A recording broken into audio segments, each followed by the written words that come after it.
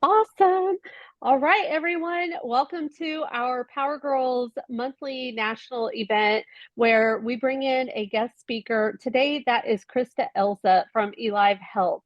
And Christa has some information that we as women, especially like all really need to hear. And so I am super excited to have you as a guest. Thank you for doing this today.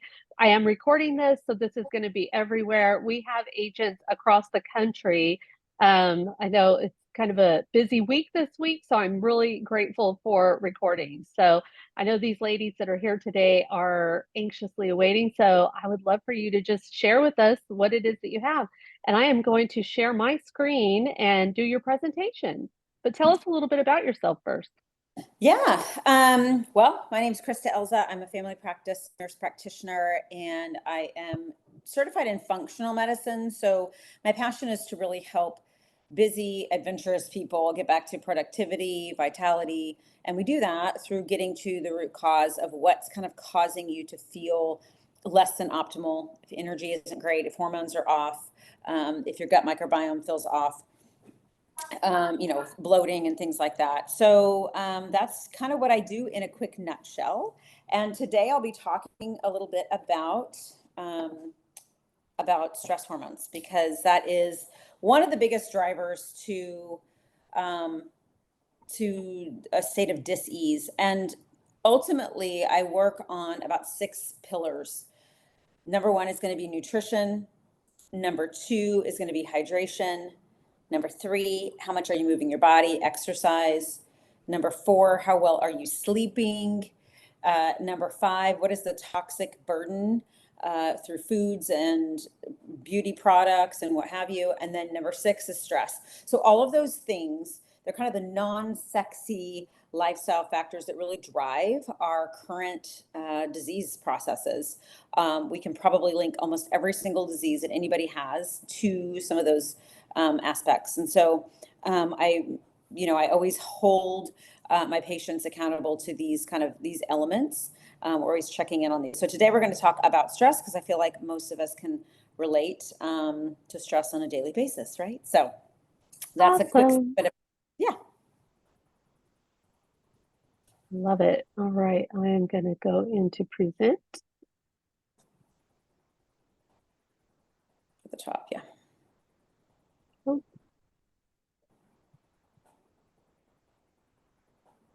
There we go. Awesome. Okay. So I guess I won't have any control over when slides move, though. That's the only problem. So just say ding. Yeah, ding. All right. So here we Ding. are. This is the, go ahead, next slide. So today we're going to be talking about stress hormones. We can move forward. And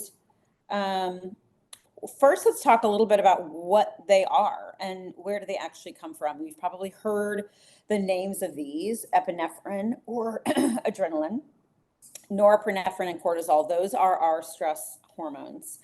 And our brain perceives a stressor the same no matter what the stressor is. So inside of our body is dark, it's moist, it's there's just not a lot of sensory going on. Our body operates through messages, through cellular messages, right? Our eyes are really the only sensory that can kind of bring in like the visual of something, right? So our cells don't see any of that, and the brain just perceives stress like a car accident, a fight with your spouse, kids, running late to something. I mean, all of these things are perceived the same way in the brain. And the stress response starts in a little tiny spot called the amygdala in the brain, which sends a signal to the hypothalamus in the brain. And then from there, it sends a signal down to the adrenal glands, which sit on top of your kidneys. And the kidneys then will send out, initially, it will send out adrenaline. Okay, you can do next slide. And after adrenaline happens, this is our first line of defense, right? And our body is intelligent in the fact that it wants to preserve itself. So if there's a threat, it's going to push out adrenaline, and that's going to increase your heart rate. It's going to increase your blood pressure. Your breathing's going to increase. Your pupils are going to get bigger, because you're in a state of a threat to your your life potentially, right? So again, the brain doesn't really understand the difference. Cortisol is released from the brain, but it takes a little bit longer because there's some intermediate hormones. So ideally, we are being chased by a dog, or we have to swerve really fast to avoid hitting a deer in the street. That adrenaline kind of spikes up, and then it just goes back down, right? Because we're in a calm state after that. The problem is when we feel that initial stress and it doesn't go away. Like we're in a relationship that's constantly rubbing us up, or our kids are just, we're just all the time kind of, here comes summer, right? We're just like, ugh. Or your job, you're constantly in a state of feeling behind in what you should be doing. Your brain never gets a signal that you're safe, that you're okay. And so at that point, cortisol begins to be released more often at times that maybe it shouldn't be. Okay, next slide. So cortisol is important for all of our it plays many vital roles in the body. It's important for functioning day to day. We have to have cortisol, but much like any other hormone in our body, it's a little bit of a Goldilocks situation. Not enough, and we feel terrible. We have inflammation everywhere, and we're fatigued, but too much, we can feel anxious, we gain weight, and we're going to talk about all of those things. So cortisol's primary goals, though, are going to be to regulate our blood sugar. Okay, when our blood sugar is low, our body naturally will push out some more blood sugar. Thank you to cortisol. It helps to regulate our metabolism. It helps to regulate our blood pressure every day, all day, and it helps to suppress inflammation. You may have noticed that in your body, you may have noticed that when you're sick, you feel worse at night, like your throat hurts more, or you have a fever. Same with your kids, right? And that's because cortisol has naturally declined in the evening, and so you have less inner inflammation suppression, right? So we tend to feel worse at night for that reason. Almost all the tissues in your body have receptors to cortisol, and chronic high levels of this because of stress, whether that's physiological or emotional, becomes unhealthy to our body. All right, go ahead and do the next slide.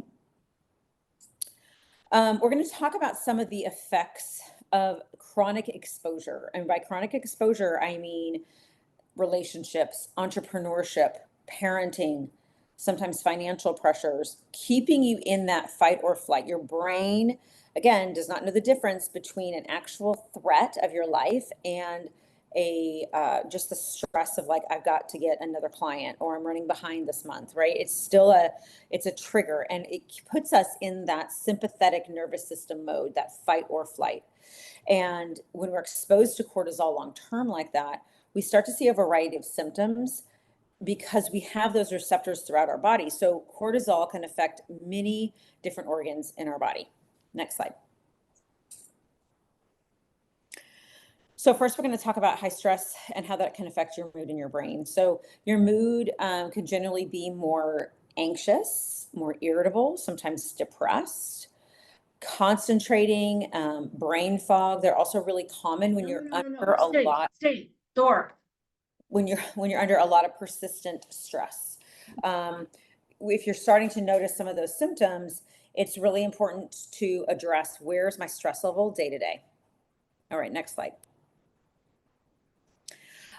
Sex hormones. So I see women all the time, and men, who feel like, oh, my sex drive is low, or my period is off. Both men and women can experience the lower libido, and that's because when our body perceives stress, a threatened state, reproduction is not a priority, right? We are trying to preserve ourselves. So high cortisol in the brain will start to prioritize, or high stress, I should say, will start to prioritize more cortisol versus testosterone or progesterone. And that's a problem when it comes to hormone balancing. Remember, hormones are kind of like a symphony. And if one is out of tune, one is wonky, it has a trickle effect to other hormones in the body. And so this applies to sex hormones. So that can affect PMS, it can affect fertility, and it can affect libido as well. All right, next slide. So remember I talked about how cortisol kind of swoops down at the end of the day. And so ideally we should be like a slide. Our cortisol should spike up in the morning and then it should slowly slope down throughout the day, because at the end of the day, melatonin, another hormone, should start to rise up. So if you're having high cortisol all throughout the day, oftentimes this is where the sleep trouble comes in. So stress during the day will affect how well you sleep at night. Typically, what should happen on a normal day, in a normal balance of hormones, is that cortisol is at its lowest point in the evening and melatonin starts to rise. So they're kind of like ships in the night. One should be rising while other one is going down. If cortisol never really gets fully down, because you're thinking about the next day while you're laying down, and you've been revved up and kind of amped up all day long, cortisol doesn't quite get as low as it should. And so when melatonin starts to decline, typically between 2 and 4 a.m., what do you know? Cortisol is just right behind it to pop up, and that will wake us up. And so I find a lot of patients, if they do have sleep disturbance, it happens between 2 and 4, and that's that hormonal shift where cortisol never is really getting low enough. And so this is where, when we're having trouble sleeping, we want to start to assess, how am I managing my stress from the time I wake up, because that will affect your quality of sleep later. All right, next slide. All right, and then weight gain. This is another big one. One of cortisol's jobs, remember, is to regulate blood sugar in our body. So it stimulates glucose release from the liver in times of need, in fight or flight. If you're having to run away from a rabid dog, or any other kind of threat, you need to have immediate sugar to those muscles, right? We need to have that energy to really help us move out of the way quickly. But again, because our brain doesn't know the difference with high stress, even if you've almost hit a car in front of you and you slam on the brakes and your heart is beating fast, in that moment, if you were to check your blood sugar, it's going to have a little bit of a bump up. And that's because the adrenaline, the glucose connection there with cortisol will push out some stored glucose in the liver. But the problem is, if we're constantly running on high stress, then our glucose levels naturally, well, unnaturally, but because of that system and that biofeedback, will be more elevated. When our blood sugar reaches a certain level, our insulin has to be released from the pancreas, because we don't want to have high glucose in the blood. That's damaging to our tissues and to our blood vessels. So the pancreas will release insulin, and insulin's primary job is to store fat or store the glucose, right? It's to either push the glucose into cells or into the liver or into fat cells. And so when we're living a life of high stress, we're chronically activating this system where the blood sugar is slightly elevated. Even if you haven't eaten, it's going to elevate because of the storage in the liver. And then out comes insulin, kind of storing it and hiding it places. So you're never really in that rest and digest calm state to where your body feels safe to even lose fat, right? So you're constantly in this fight or flight mode. And that keeps us really frustrated with weight loss. All right, next slide. One of the aspects I talked about with the sore throat kind of being worse at night, initially our cortisol is great at suppressing inflammation, but over time there is a biofeedback process that happens. And if you're chronically in a state of stress and your cortisol is generally pretty high, eventually the body will say, all right, I think that there is no actual threat here, or this threat isn't going away. We're going to go ahead and dampen this biofeedback. And so the brain just quits sending out as much of a strong signal to the adrenal glands, and cortisol tends to be lower across the board. When I have looked at testing on patients, we can do that through collecting saliva about 5 times during a single day. We can watch that trend of what's happening with cortisol. And I've seen some of them almost flatline. So there's not that big spike in the morning like there should be, and there's not that beautiful decline during the day. It's just kind of flatline. So this can keep you exhausted, but it can also dampen that immune response, because you no longer have that inner anti-inflammatory component in the hormones. And so you are more susceptible to chronic disease, as well as just the, getting sick more often. So it's kind of a hand in hand. This is how stress can also lead to chronic diseases later in life, as well as more frequent illnesses. All right, next slide. So disease begins in the gut. That's a very common saying, right? So chronic stress can either slow down or speed up digestion. And we've all experienced that, where we're anxious about something and then we feel like we've got to run to the bathroom, right? So our brain does affect our gut, and our gut affects our brain. So chronic stress can actually shift the gut microbiome. You can actually have more of an overpopulation of non-commensal, meaning opportunistic bacteria overgrowth, because of stress. Stress, again, is fight or flight. It's not rest and digest. Okay. So when we're stressed out and we're eating really quickly, let's say in the car, while we're running errands, we're not making enough time to sit and be kind of in the moment, even if it's only 7 minutes to eat our meal, we're not putting out that good stomach acid. So digestion actually starts in the mouth and in the stomach, right? When we're eating our food. And if you're not taking time and pausing, then we're not getting that good, strong stomach acid. And that's going to affect downstream what kind of bacteria continue to thrive because the stomach acid didn't kill it.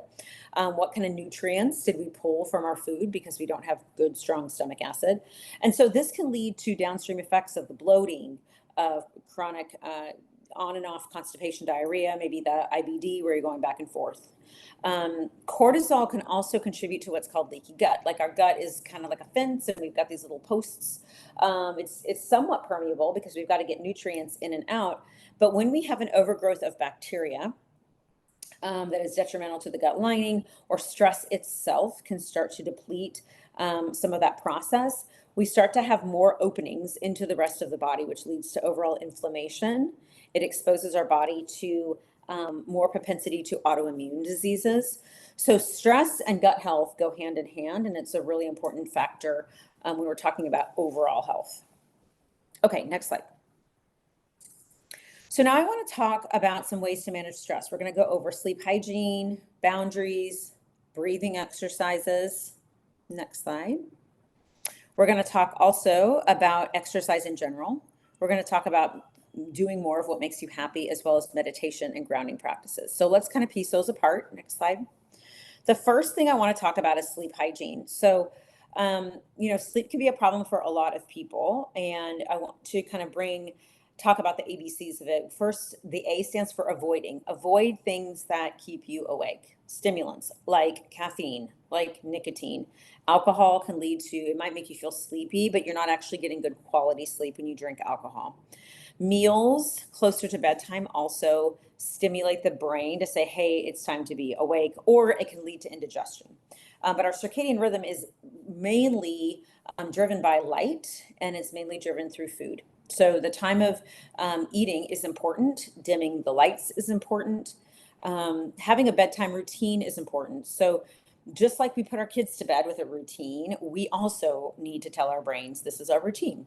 So if you're watching Netflix till 11 p.m. at night, and it's something that's stimulating your brain to either think or be scared or whatever, you can't expect your brain to just say, okay, great, it's time to sleep. Some people just cannot do that. So it's important to acknowledge that about your possible routine. Reading a book can be helpful, having a warm bath or shower, practicing some stretching, meditation exercises, listening to calming music, whatever it is, but have a routine that kind of triggers and signals your brain like, hey, it's time for bed.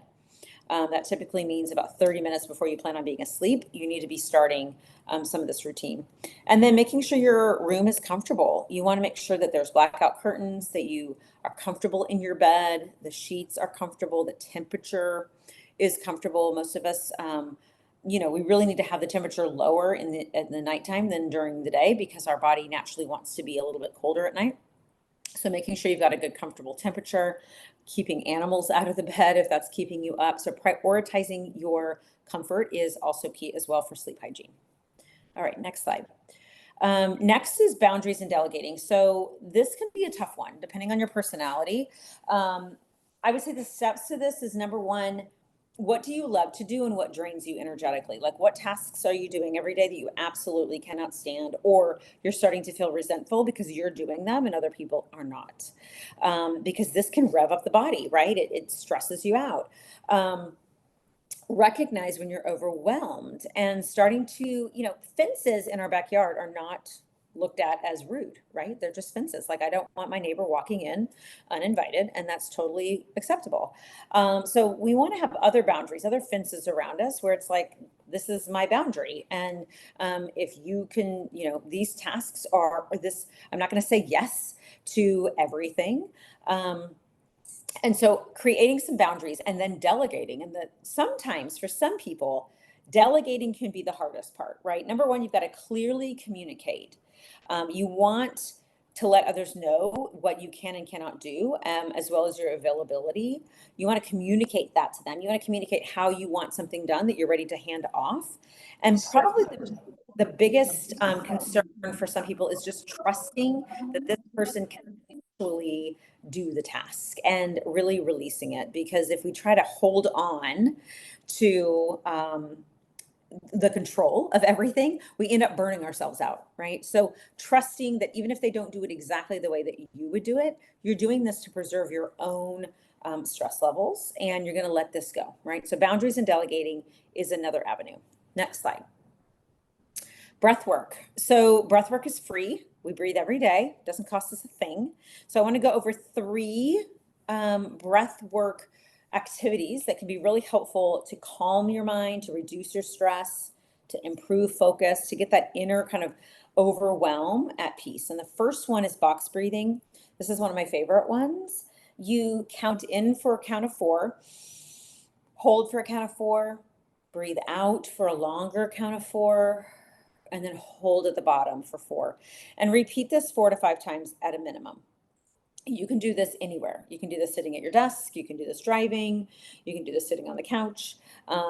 People don't know that you're doing it, but it can really help to, number one, create a meditation of counting.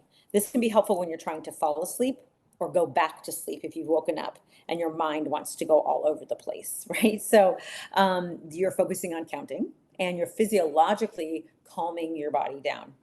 Next is alternate nostril breathing. And this one, it's not as complicated as it sounds, but what happens is when we breathe in through one side and breathe out the other side, it stimulates our parasympathetic nervous system, the nervous system that's rest and digest. So to do it with one hand, you're going to bring your index finger and your middle fingers to rest between your eyebrows. And then your thumb can rest on your right nostril and your ring finger and pinky finger on the other side. And you just alternate. So just back and forth, back and forth. Then you can alternate which side you're breathing in and which side you're breathing out. But if you do this for about 2 minutes, you're going to find it activates that parasympathetic nervous system. And then finally, I love the breathe in and sigh out technique. I've actually had my teenagers do this as well when they're feeling really stressed out about an upcoming test, what have you. So you want to breathe in deep, pause, breathe in even deeper, and then you're going to hold it, and then you're going to exhale with a sigh, and you'll feel your whole body kind of relax. You want to repeat that for 2 minutes. This one's not as discreet. You're going to be needing to do this kind of, in a space where people aren't knowing what you're doing. But this is another one to do to really get in that rest and digest, that calming, kind of calming your body down with breath. So these are some techniques that you can use absolutely free, and do it anywhere that you find that you need it. All right, next slide. Okay, so exercise. We all know that exercise can help us lose weight. There's so many benefits to exercise, right? It's probably single-handedly the most important thing that we can do lifestyle-wise for our overall health. And so aerobic exercise, walking, jogging, cycling, swimming, strength training, especially us women, we need to be doing strength training at least 3 times a week. Free weights, machines, even body weight, but you want to be doing some resistance because muscle mass is very important to your overall health and longevity. We lose quite a bit of a percentage every decade after the age of 30. So it's a rapid decline as you age, especially once you hit menopause. That speeds up even faster. And so you want to be doing some resistance. Exercise in the form of just aerobics is not going to help you build and maintain muscle mass. So we want to do both of those if you can. Yoga can be really helpful, just to have some meditation, some breathing control, kind of a holistic approach to stress management. You want to aim for at least 30 minutes of intentional exercise most every single day. Okay, this is going to help not only physically, but it's also going to help you physiologically to release some of those hormones in your body that can help you become more relaxed, better focused. Mindful walking is another one that you can do, taking a break and just going for a mindful walk. And that just means focusing on music or listening to the birds, but you're kind of in the present moment as you're walking. All right, next slide. And then do more of what makes you happy. So really ask yourself, what does happiness feel like in my body compared to something that you dread? There's a difference. If you were to think about something you really hate doing and then something you love to do, you probably have a different posture. You're feeling something different, maybe in your throat, in your chest, in your stomach. So what does happiness feel like in my body? And what activities bring me this happiness? And how often do I even allow myself to experience whatever I truly, truly enjoy doing? So one technique that you can do, and it's free, you just get a notebook and a pen, and every evening for about 5 days straight, joy journal. And that means you're just going to write down what you did that day that you really enjoyed. And then at the end of the week, you can look back and say, how often am I doing the things that I actually enjoy doing? Because when we're doing something that we love, our calm nervous system is at play. All right, next slide. And the meditation, and we don't want to overcomplicate meditating. There is no right or wrong way to meditate. It does not require an hour time. You can literally do this for 5 to 15 minutes. So you want to find a quiet, comfortable space that you're not going to be, your kids, your dog aren't going to be running in. You want to sit in a position that's comfortable. You want to focus either on the sounds or you want to focus on your breath. And it's totally normal for your mind to wander. Sometimes I have thoughts about things from when I was a kid that it's like, where in the heck did that come from? It's because we're quiet and our thoughts are just like digestion. You can't control it. So they will come in. That does not mean you're doing anything wrong, but you're just allowing it to pass and you're not letting yourself go down a thought rabbit trail. Okay, you're just allowing the thought to come in. It's not meaning anything and it's moving right through.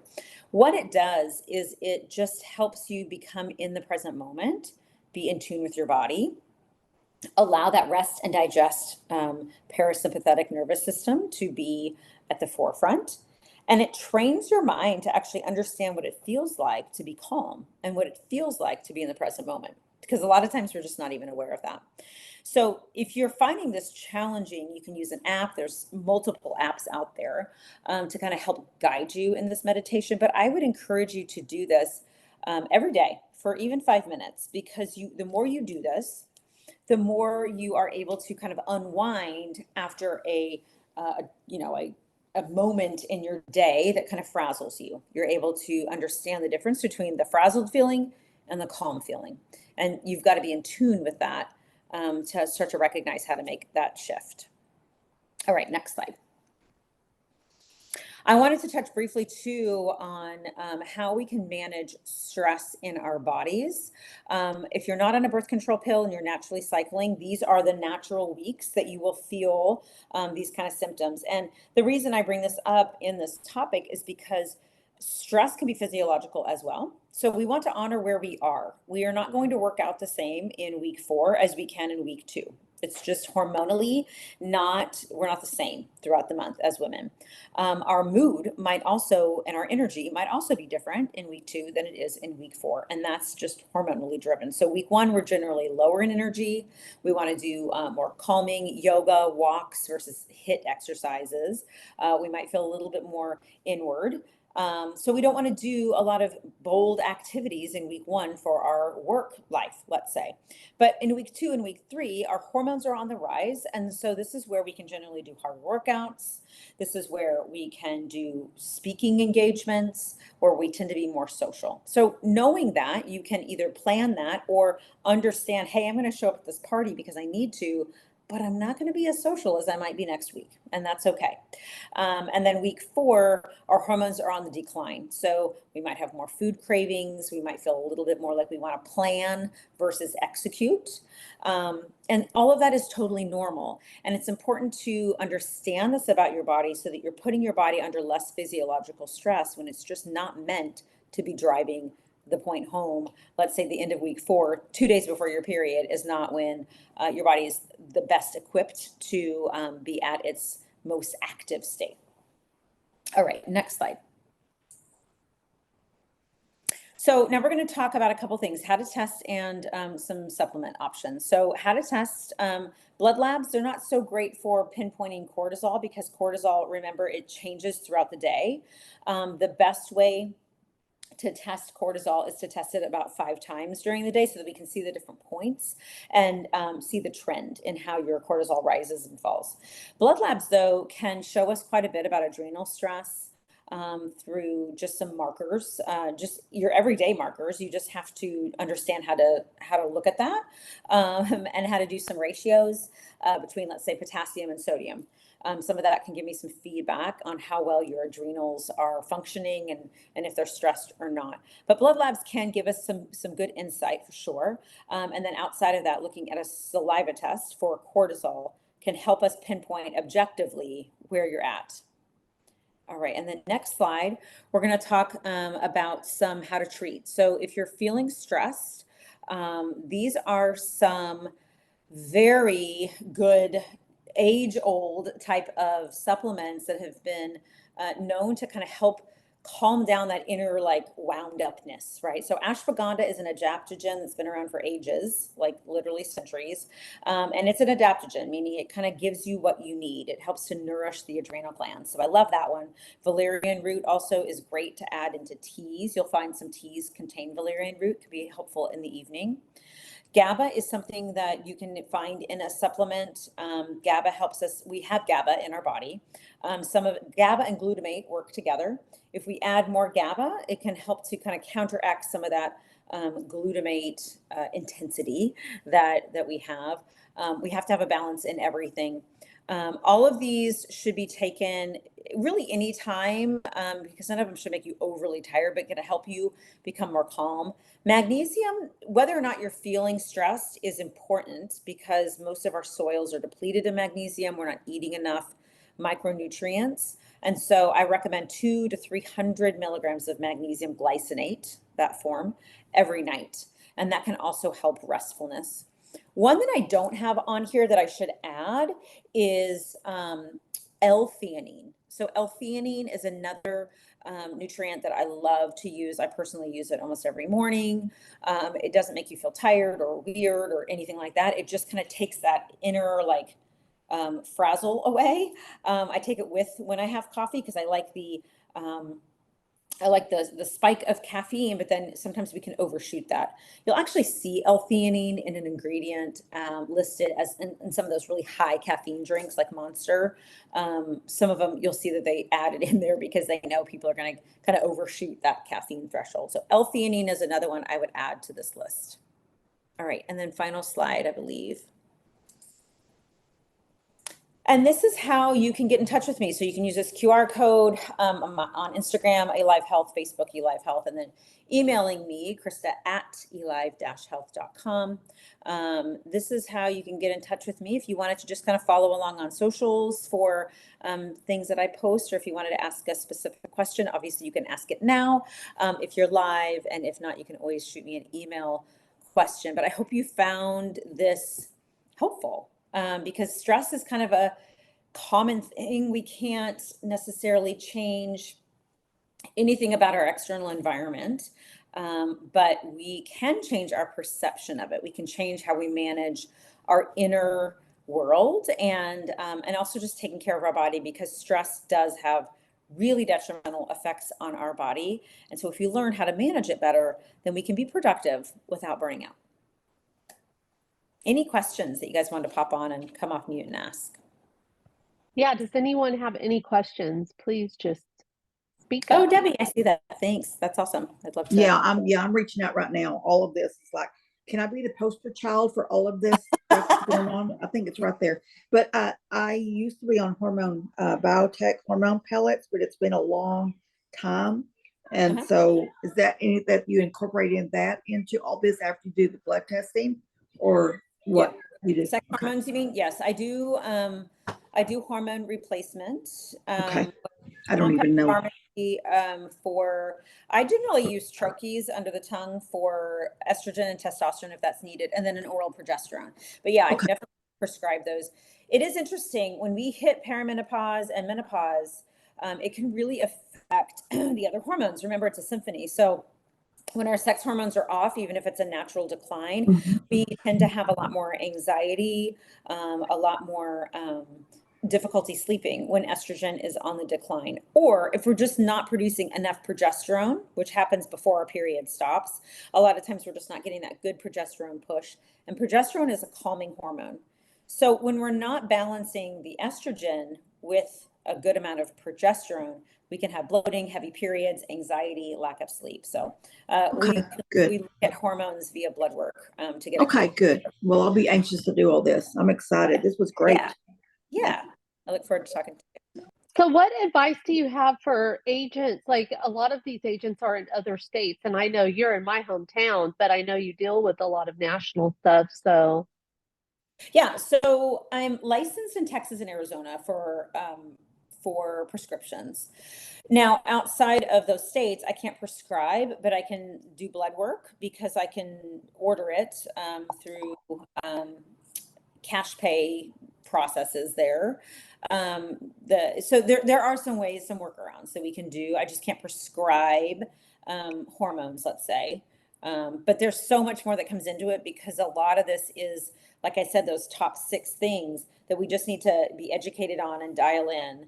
And that takes accountability, and that takes some work, and that takes me understanding your body through some testing to see. And then oftentimes we can manage a lot of this with lifestyle shifts and supplement where we need support.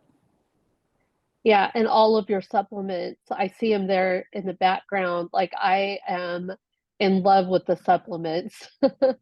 Yeah. They really do help. And you can prescribe, not prescribe, but you can share those and they can, by the blood work, get the supplements that they need. Yes, you can purchase online. You can purchase what your body needs, and everybody's a little bit different in what they really need.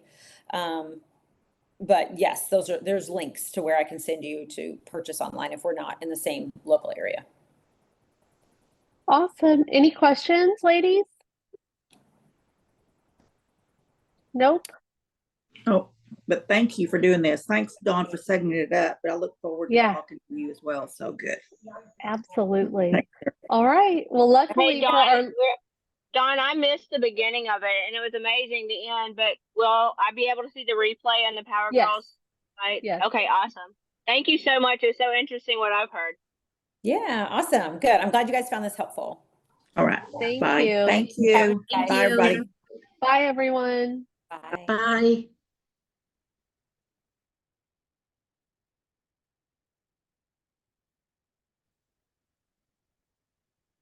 Well, I gotta stop recording. Yeah.